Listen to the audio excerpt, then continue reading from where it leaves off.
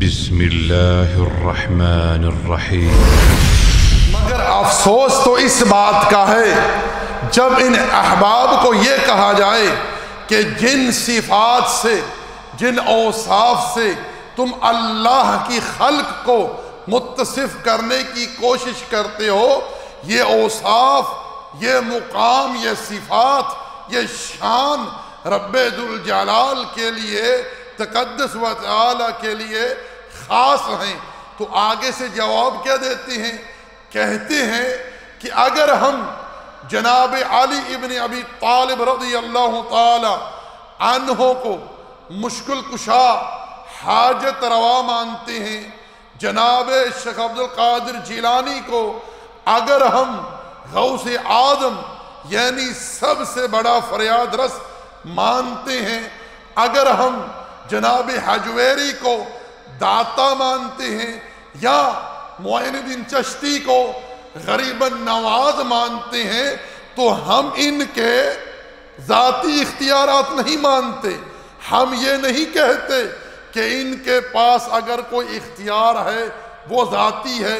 مثلا جناب علی کو ہم ذاتی مشکل کشا نہیں مانتے، جناب حجویری کو ذاتی داتا نہیں مانتے، اور شیخ عبدالقادر جیلانی کو ذاتی غوث اعظم نہیں مانتے، اور معین الدین چشتی کو ذاتی غریب نواز نہیں مانتے۔ ہم مانتے ہیں کہ ان کے پاس جو بھی اختیارات ہیں وہ عطائی ہیں، اللہ کی عطا کردہ ہیں۔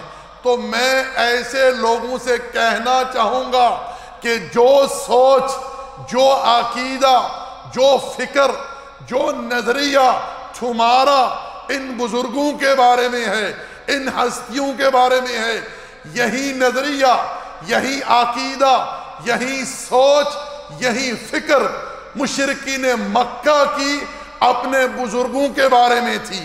جیسا کہ صحیح مسلم میں کتاب الحج میں حدیث ہے، جناب عبداللہ ابن عباس رضی اللہ تعالی عنہما بیان کرتے ہیں کہ مشرکین مکہ خانہ کعبہ کا طواف کرتے اور تلبیہ پکارتے، کیا؟ لبیک اللہم لبیک، لبیک لا شریک۔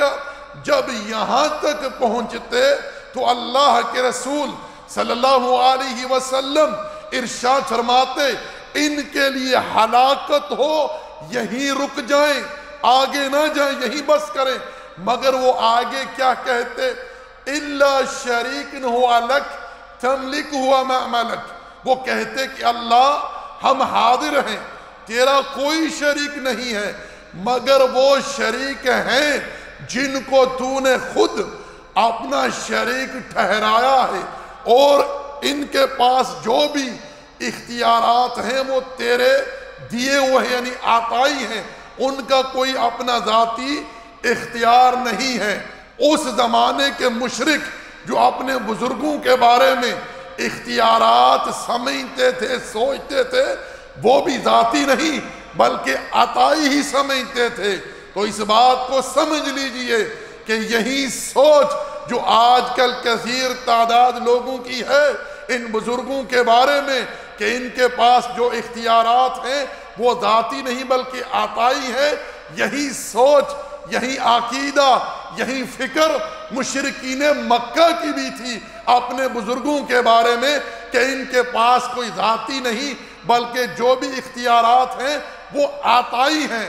تو سمجھ لیجئے کہ یہ وہی شرک ہے، یہ وہی سوچ ہے جو اس زمانے کے مشرکوں کی تھی۔ فرق کیا ہے؟ فرق فقط ناموں کا فرق ہے۔ انہوں نے جناب علی کے بارے میں، شیخ عبدالقادر جیلانی کے بارے میں، حجویری کے بارے میں، معین الدین چشتی کے بارے میں یہ عقیدہ رکھا، اور انہوں نے لات اور منات کے بارے میں یہ نظریہ رکھا۔ اگر فرق ہے فقط ناموں کا فرق ہے، لیکن شرک کی حقیقت دونوں کی بالکل ایک جیسی ہی ہے۔